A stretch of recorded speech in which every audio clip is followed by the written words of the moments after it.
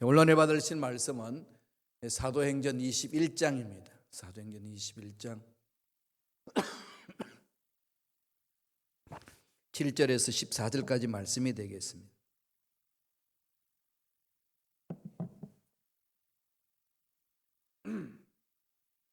사도행전 21장 7절로 14절까지 말씀 다 같이 봉독하시겠습니다.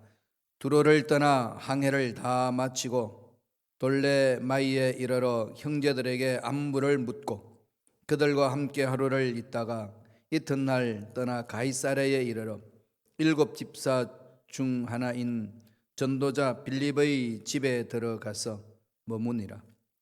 그에게 딸 넷이 있으니 처녀로 예언하는 자라.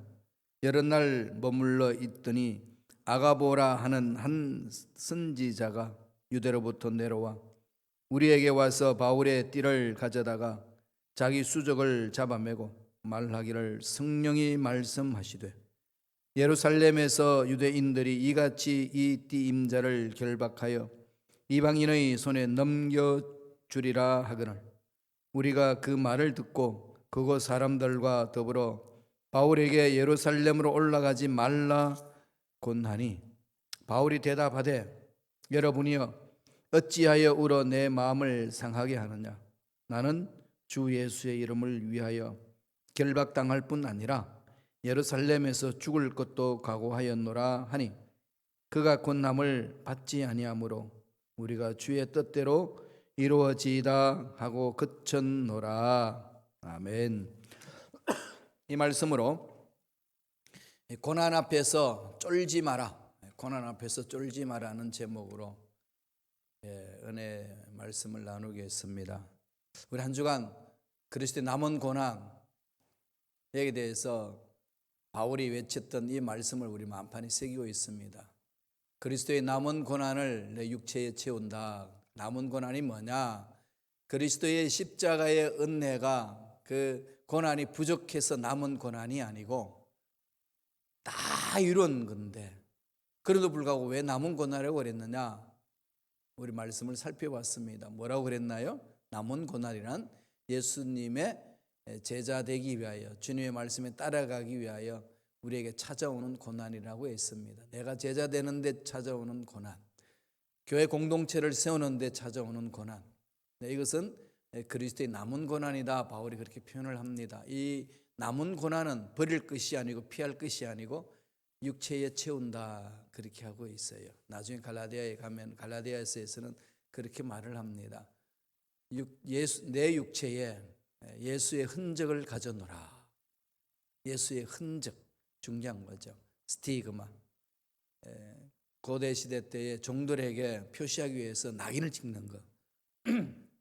강한 쇠에다가 불을 붙여가지고 달구어서 몸에다 낙인 찍는 거. 이건 내 것이다. 양들도 그러잖아요. 내 것이다. 딱 찍어 놓는 거죠. 이게 스티그마입니다. 그래서 그 스티그마를 가졌다는 거죠. 어떻게 보면 부정적인 용어인데 그걸 긍정적으로 해석합니다. 나는 예수 그리스도의 흔적이 있다. 그것을 늘 바울은 자랑을 했습니다. 여러분 어떤 흔적이 있으신가요? 어떤 흔적 속에 살고 있습니까? 예수 그리스도로 인한 흔적, 우리 인격 속에 주를 위해 헌신할 때 찾아오는 흔적들, 스티그마가 있어야 된다는 거죠. 주님은 마지막 때를 보신다는 겁니다. 오늘 이 사도행전을 보면은 사도 바울이 1차 전도여행, 2차 전도여행, 3차 전도여행을 다 마치고 이제 21장 사도행전을 읽었던 본문의 말씀이 오면은 사도 바울이 예루살렘으로 이제 돌아가려고 하는 그 상황에 대해서 설명을 해주고 있습니다. 바울이 예루살렘으로 가려고 했더니 많은 사람들이 말립니다. 그리고 거기 가게 되면은 심한 고난이 있고 박해가 있습니다. 이방인들이 당신들을 이렇게 유대인이 잡아서 당신을 이방인들에게 넘길 것이고 고난받을 것입니다 라고 이야기를 합니다. 그것도 그냥 이렇게 사람들 말로 그냥 추측해서 하는 것이 아니고 한 선지자가 예언하는 사람이 성령의 음성을 듣고 선언을 해줍니다. 그 말씀이 오늘 본문 말씀이 있죠. 한번 볼까요? 21장 10절 11절입니다. 10장 11절, 21장 10절 11절 다 같이 읽겠습니다. 여러 날 머물러 있더니 아가보라 하는 한 선지자가 유대로부터 내려와 우리에게 와서 바울의 띠를 가져다가 자기 수족을 잡아매고 말하기를 성령이 말씀하시되 예루살렘에서 유대인들이 이같이 띠 임자를 결박하여 이방인의 손에 넘겨주리라 하거늘. 그래서 그 얘기를 듣고서 많은 사람들이 바울에게 건면합니다. 올라가지 마세요. 예루살렘 꼭 가야 합니까? 라고 건면하는 것이 12절에 나오죠. 우리가 그 말을 듣고 그곳 사람들과 더불어 바울에게 예루살렘으로 올라가지 말라꾸나니. 그 말을 다 듣고 성령께서 말씀해 주셨어요. 그리고 그 얘기를 들은 사람들이 건면을 합니다. 올라가면 고난 받습니다. 가지 마세요. 이 말을 들었던 바울은 어떻게 할까요? 성령께서 가르쳐 주셨습니다. 고난 받는다고. 그랬더니 바울은 그 성령의 음성을 무시하는 게 아니고 그것을 마음판에 새기고 저는 그 고난까지도 감수하겠습니다. 이렇게 가는 거죠. 그리스도의 남은 고난을 내 육체에 채우겠습니다. 그럽니다. 땅끝까지 복음을 전하는 일에 성령께서 보여주신 그 고난 때문에 내가 주저앉을 수는 없지 않습니까? 이거 하나 있고, 그 다음에 이방인 교회 대표로서 이 안디옥 교회 이런 데에서 벗어나는 예루살렘에서 흩어져서 교회 공동체를 만드는 성도들이 돈을 모았어요. 예루살렘이 흉년이 들어서 힘드니까. 그래서 그 교회에다가 지원금을 전해주자 이렇게 헌금을 했어요. 그걸 바울에게 맡깁니다. 그런데 내가 그걸 전해줘야 되는데 저 예루살렘에 있는 공동체 성도들 어려움을 당하고 있는데, 물론 성령께서 나에게 고난이 있다는 걸 말씀해 주셨지만은 내가 그 성령께서 하신 그 말씀은 가라 가지 말라 그 말을 하셨겠냐. 고난이 있다라고 말했을 뿐이지. 따라서 나는 간다 라고 이야기했어요. 여기서 가만히 생각하셔야 되죠. 묵상해 봐야 됩니다. 이게 바울의 고집일까요? 아니면은 바울이 사명을 감당하는 헌신일까요? 예언으로 주신 건데 무시하고 갔나요? 그러면 바울에게 왜 이런 예언을 주셨을까요? 무슨 의미가 있을까요? 결론은 어떤 고난이 와도 피하지 말고 준비하라는 거죠. 마음 준비하라. 요한계시록을 통해 가지고도 우리에게 하나님이 많이 경고해 주시잖아요. 예수님이 오실 때가 가까울수록, 재림이 가까울수록 세상은 힘들고 어렵다. 그러면 예수 안 믿고 도망가나요? 다 보여주셨죠. 이 말은 고난이 있다고 도망간다든지 피하지 말고 준비하라. 어떻게 준비해야 될까요? 요한계시록에서는 예수가 참 승리자다 이걸 선포하시는 거죠. 예수님이 승리자다. 어떤 일이 있고 어떤 힘든 일이 있고 어떤 앞길이 막혀있다는 할지라도 예수님은 승리자시다. 그분 믿고 가게 되면은 그 고난은 이겨낼 수 있다. 이게 결론이에요. 요한계시록. 오늘 본문의 말씀이 주신 것도 바로 그런 의미가 있습니다. 왜 바울이 그리스도 남은 고난을 내 육체에 채운다고 그랬어요? 죽기 위해서? 멸망하기 위해서? 어차피 한 번밖에 안 사는 인생까지 한번 던져보지 이런 차원인가요? 아닙니다. 뭐죠? 십자가 안에 가면은 그게 가장 안전하다는 거죠. 영원한 생명을 얻을 수 있는 길이고 우리 인생 중에서 그렇게 갈구하던 행복이 그 속에 있다는 겁니다. 이걸 깨닫는 것이 중요하다는 거죠. 그러려면 어떻게 되죠? 예수 그리스도를 나의 구세주로 믿고 하나님의 놀라운 사랑을 체험하는 거예요. 그 사랑의 체험이 있었어야 돼요. 하나님이 나를 얼마나 사랑하셨는지 십자가를 볼 때마다 그 사랑이 은혜가 막 넘쳐나야 됩니다. 그거 없이는 신앙생활 못하고요. 예수 닮지 못하고요. 헌신 못합니다. 고난이 있으면 도망가요. 그럼 어떻게 하면 우리가 그런 은혜를 체험할 수 있을까요? 믿음이죠. 믿음 어디서 오죠? 하나님 말씀이에요. 그래서 자꾸 말씀을 연구하라는 겁니다. 어떻게 합니까? 우리 잘 몰라요. 눈에 보이지도 않고 손에 잡히지도 않는 하나님. 어떻게 합니까? 예수님 믿습니다. 그런데 그 예수님이 누군지 어떻게 합니까? 들은 얘기로만 되나요? 아니에요. 구체적으로 예수님이 어떤 분인지를 말씀하는 게 성경 속에 있습니다. 그래서 성령의 인도함을 받고 늘 말씀과 가까이 하셔야 돼요. 그러면 그 말씀이 살아있어요. 내 마음을 막 꿈틀거리게 하고 내 마음을 막 역동적으로 일어서게 하는 거죠. 격동시키는 거죠. 가만 앉아 있을 수 없도록 만드는 게 하나님의 약속의 말씀, 능력의 말씀, 은혜의 말씀, 생명력 있는 말씀 아니겠습니까? 그걸 받으면은요, 하나님의 사랑이 얼마나 큰지 모릅니다. 너무 감격스러운 거죠. 누가 욕해도 그냥 쉽게 그냥 흘러버리고, 공격해와도 막아버리고,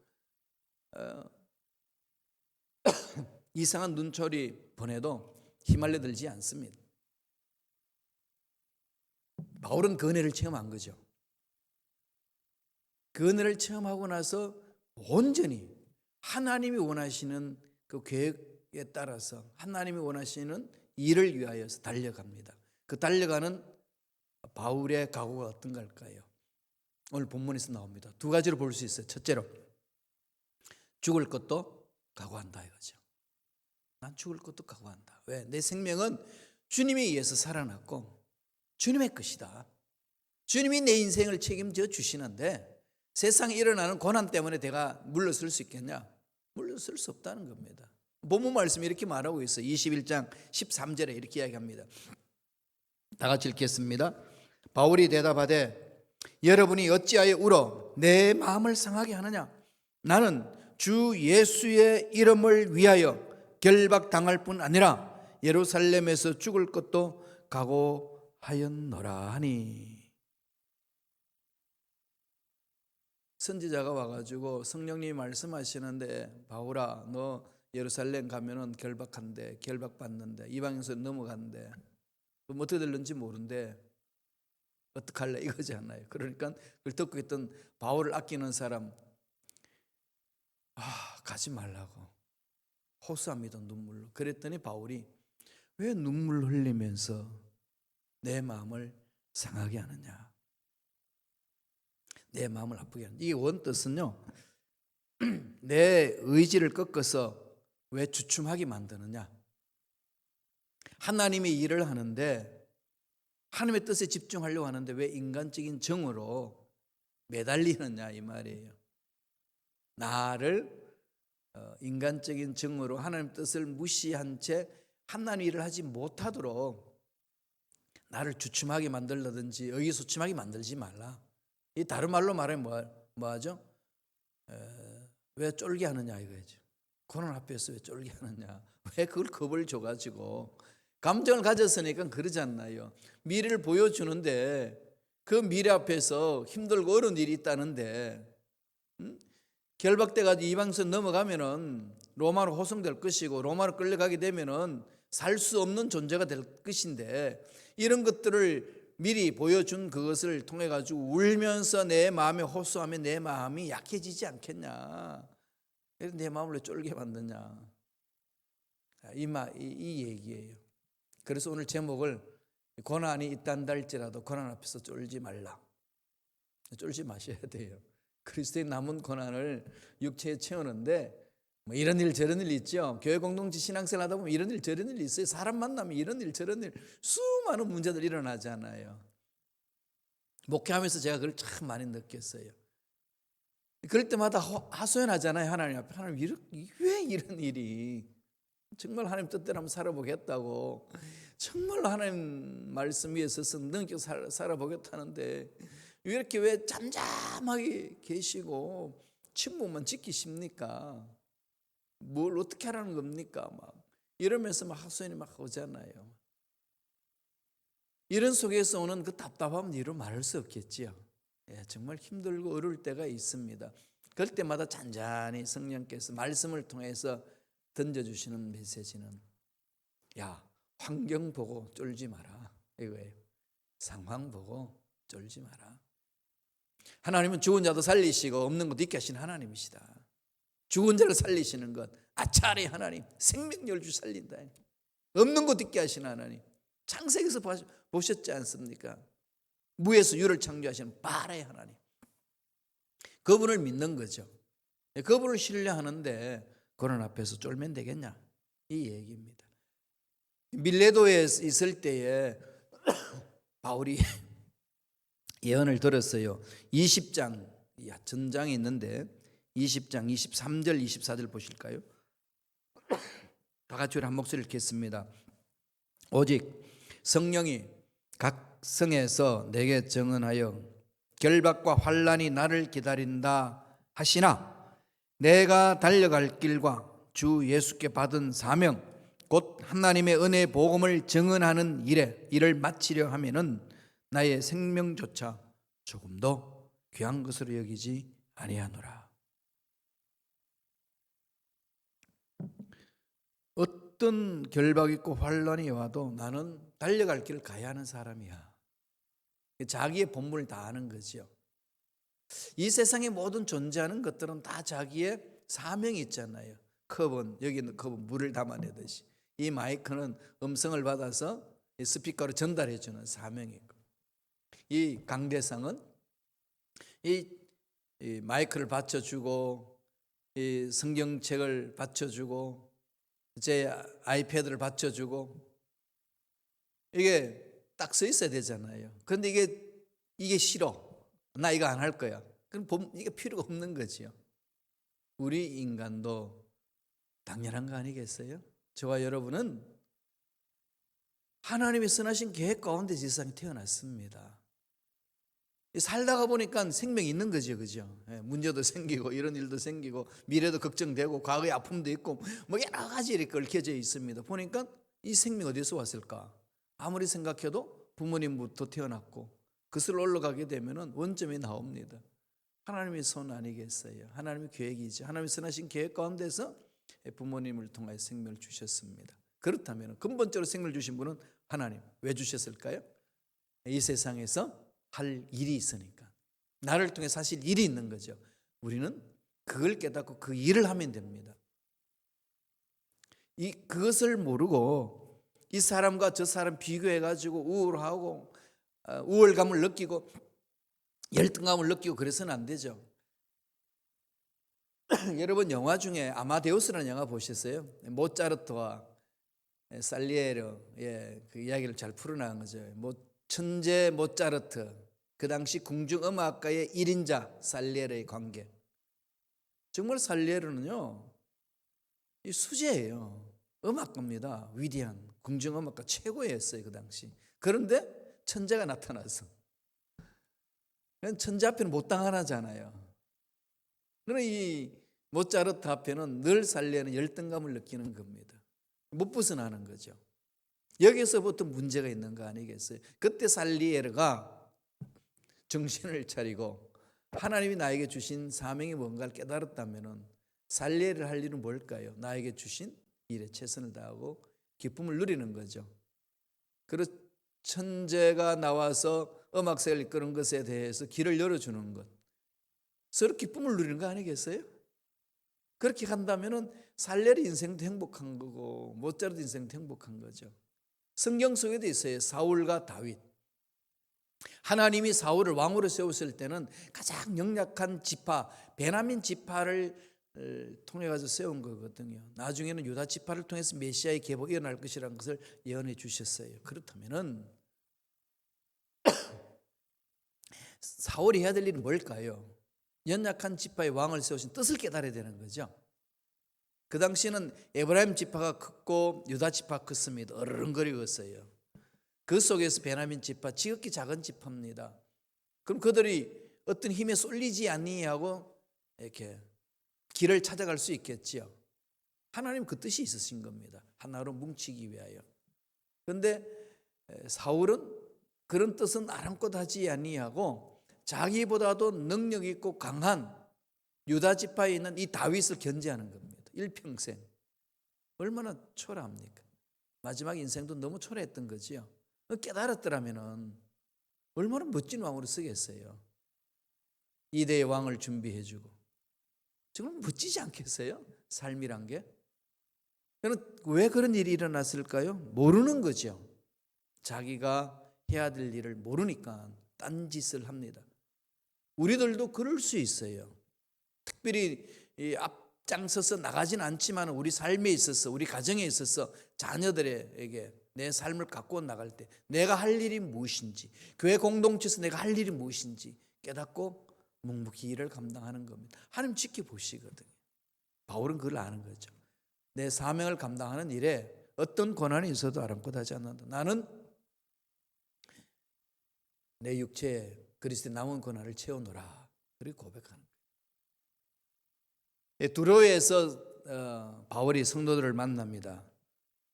21장 4절 보세요.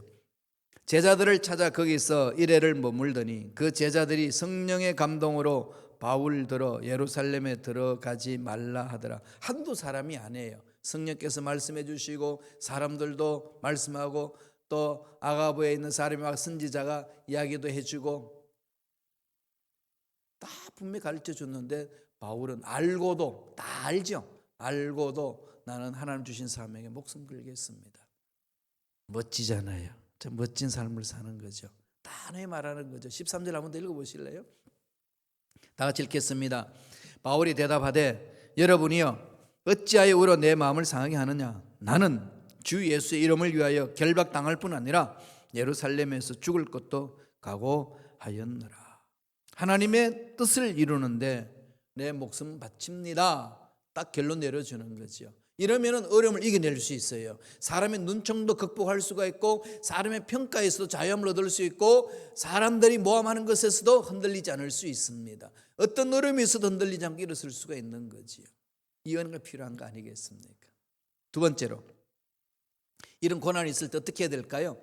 주의 뜻을 이루는 거죠. 같은 맥락 속에 있습니다만은 늘 그 뜻에 집중하셔야 됩니다. 14절 보세요. 21장 14절 읽습니다. 그가 권함을 받지 아니하므로 우리가 주의 뜻대로 이루어지이다 하고 그쳤노라. 참 이 성도들도 성숙해 있잖아요. 주님의 뜻에 집중하겠습니다. 정에 끌리는 자가 안 되겠습니다. 하나님의 뜻이 드러나도록 하겠습니다. 내리는 결론이죠. 주의 뜻이 이루어지이다. 늘 이것을 말씀을 만판에 새게 되는 거 아니겠어요? 주님이 제자들 훈련시키고 난 다음에 이제 주님의 말씀을 알아들을 만할 때에 비로소 가르칩니다. 야, 내가 십자가를 질 것이다. 그리고 내가 죽을 것이다. 그랬더니 베드로가 딱 뛰어나서 외치잖아요. 주님, 그렇게 약한 소리 합니까? 아니, 그럼 죽으면 어떡합니까? 우리들은 어떡하라고 죽는다는 그런 소리 합니까? 죽으면 안 됩니다. 대항에서 싸워서 이것이야지 왜 죽는다고 그럽니까? 죽지 못하도록 제가 돕겠습니다. 이러고 있어요. 그때 주님 뭐라고 그러셨어요? 사탄아 물러가라. 네가 하나님의 뜻을 저버리게 한다. 단호하셨지요. 물론 인간적으로는 이 관계를 본다면 자기 스승이 죽는다는데 좋아할 사람 누가 있겠습니까? 잘 죽으세요. 박수 칠 사람 있나요? 잘하십니다. 죽으셔야 되죠. 어떻게 이럴 수 있겠어요? 그런 상황 속에서 주님이 던지는 메시지는 뜻에 집중하라. 그거잖아요. 저와 여러분은 신앙생활의 가장 기본이 돼야 되고 가장 중요하게 붙들어야 될 부분은 하나님의 뜻이 이루어지는 것. 기도도 그겁니다. 하늘에서 하나님 뜻이 하늘에서 이루어진 것처럼 땅에서도 이루어지기를 원합니다. 주님이 가르쳐 주신 기도 제목이 그러지 않나요? 주기도문. 주님이 가르쳐 주신 기도문에 그게 있죠. 우리 이걸 자꾸 잊어버려요. 이래서 자꾸 이렇게 막 혼란이 생기는 겁니다. 그걸 딱 붙듯이 해야 돼요. 기도는 뜻을 이루는 거죠. 우리의 삶은 하나님의 뜻을 이루는 삶이 되어야 됩니다. 여기에 하나님이 필요한 것들을 채워주시는 거죠. 그 길로 갈 때만 진정한 행복이 있다는 겁니다.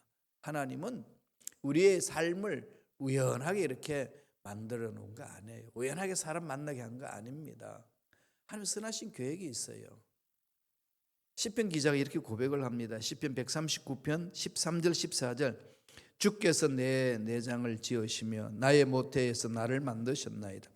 내가 주께 감사하오면 나를 지으심이 심히 기묘하심이라. 주께서 하시는 일이 기이함을 내 영혼이 자라나이다. 기묘하심, 청량할 수 없는 거예요. 너무 아름다워서 마스터피스예요. 글작품이에요. 여러분들이 그걸 앞에 서가지고 자꾸 외치셔야 돼요. 너는 글작품이야. 하나님의 글작품이야. 너를 통해서 하나님 하실 일이 있는 거예요. 환경 보면은 힘들고 어렵고 절망적이잖아요. 거기에 휩쓸려 들면 일 못합니다. 그렇지 않나요? 선교사님들이 막 선교해 나갈 때 전도도 안 되고 10년 동안 했는데 침례 한 명 줄까 말까 하는 그런 상황에 놓여 있는 거예요. 이거 내가 뭐 때문에 이렇게 왔냐? 이거 생각하면 그 일 못합니다. 이런 부분들을 이겨낼 수 있는 유일한 길은 하나님의 뜻에 집중하셔야 돼요. 그래야만이 감당할 수 있습니다. 내가 해야 될 일을 하는 거지요. 그래서 하나님께 집중하면 하나님 나를 통해 하실 일이 무엇인지를 깨닫게 됩니다.